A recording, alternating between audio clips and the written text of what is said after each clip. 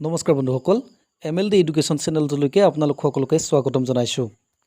আজিৰ ভিডিঅ'টোত আমি মাধৱদেৱৰ ওপৰত সুধিব পৰা প্ৰায়বোৰ প্ৰশ্ন ডিছকাছ কৰিম।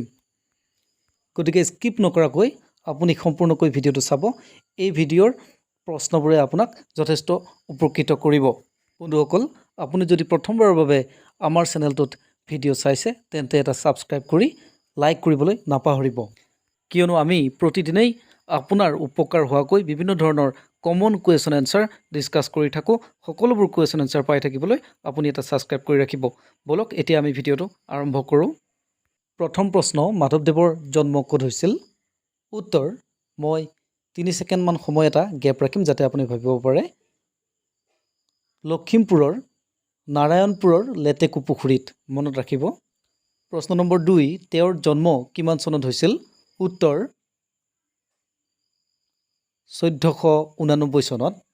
প্ৰশ্ন নম্বৰ 3, মাধৱদেৱৰ মৃত্যু কেতিয়া হৈছিল? উত্তৰ, 1596 চনত। 4 নম্বৰ প্ৰশ্ন, মাধৱদেৱৰ পিতৃৰ নাম কি আছিল? উত্তৰ, গোবিন্দগিৰি। 5 নম্বৰ প্ৰশ্ন, মাধৱদেৱৰ মাতৃৰ নাম কি আছিল? উত্তৰ, মনোৰমা, মনত ৰাখিব। 6 নম্বৰ প্ৰশ্ন, মাধৱদেৱৰ শিক্ষাগুৰুৰ নাম কি আছিল? উত্তৰ, ৰাজেন্দ্ৰ অধ্যাপক। 7 নম্বৰ প্ৰশ্ন, মাধৱদেৱে কাৰ যোগেদি শংকৰদেৱক লগ পাইছিল? উত্তৰ, ৰামদাস। ৰামদাস আছিল মাধৱদেৱৰ জোৱায়েকৰ নাম।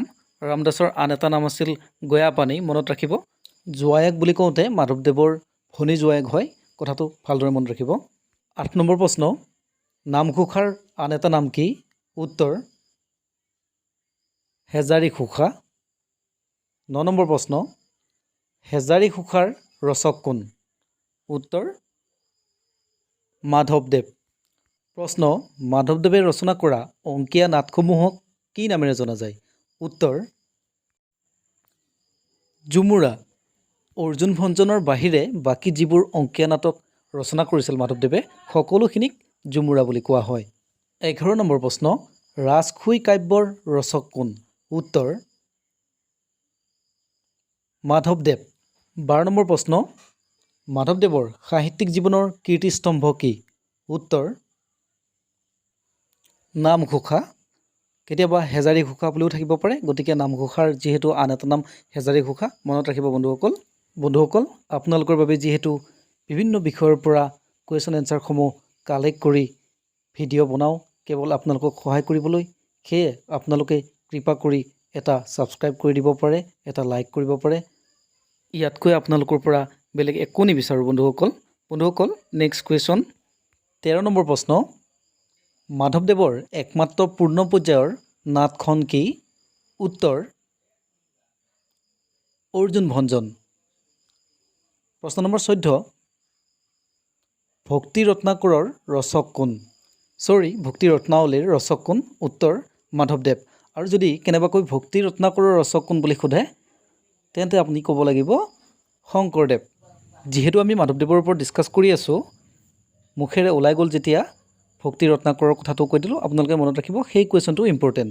এতিয়া নেক্সট কুৱেশ্যন, কাৰ অনুৰোধত মাধৱদেৱে জন্ম ৰহস্য লিখিছিল? উত্তৰ, চিলাৰায়ৰ পত্নী ভুৱনেশ্বৰীৰ।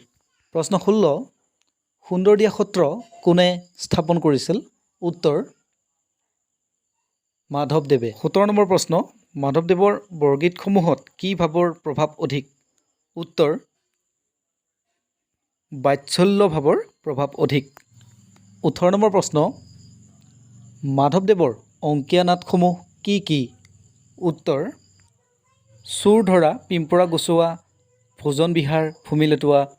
কেতিয়াবা প্ৰশ্ন সুধিব পাৰে ভোজন বিহাৰ কোনে ৰচনা কৰিছিল বা ভূমি লেটোৱা কোনে ৰচনা কৰিছিল, তেন্তে আমি ক'ব লাগিব মাধৱদেৱ। আমি শংকৰদেৱৰ ওপৰতো ডিটেইলছ ভিডিঅ' এটা আগবঢ়াইছোঁ, আপোনালোকে গৈ চাব পাৰে চেনেলটোত। আজিৰ প্ৰশ্ন উত্তৰ শিতানৰ একেবাৰে শেষৰটো প্ৰশ্ন হ'ল, মাধৱদেৱৰ দ্বাৰা ৰচিত বৰগীতৰ সংখ্যা কিমান? এই উত্তৰটো আপোনালোকৰ পৰা আশা কৰিলোঁ, আপোনালোকে কমেণ্টত জনাব। ধন্যবাদ বন্ধুসকল, লগ হ'ম পুনৰ অন্য এটা ভিডিঅ'ত। আজিলৈ ইমানেই।